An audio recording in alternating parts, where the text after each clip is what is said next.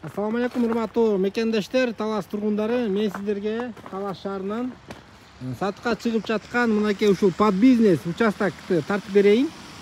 Дареги ушул мен турган көчө Фрунзе көчөсү.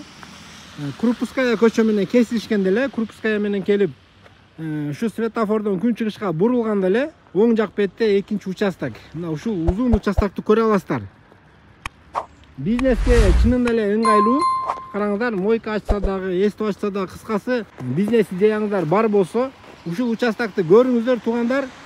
Жалпы сотик туугандар, бул жерде 6 сотик.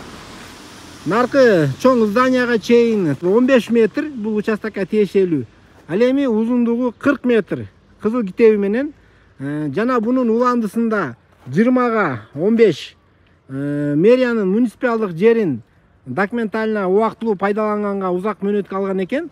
Жалпы кыскасын айтканда 9 сотик бул жерде.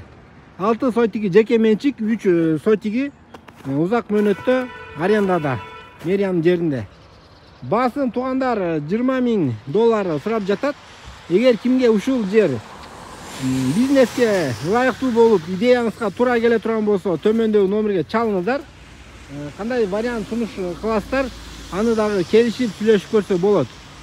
Урматтуу туугандар, көрүп жаткан биздин көрөрмандар, өзүңүздөр дагы комментарийге калтырып көрүңүздөр. Бул жерге кандай бизнес идея ачса болот.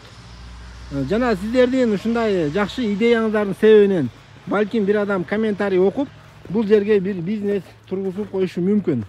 Видео лайк басып, ушундай кандай бизнеске, кандай участок алат элем деп издеп жүргөндөр болгон досторуңуздарга дагы бул видеону жөнөтсөңүздөр болот.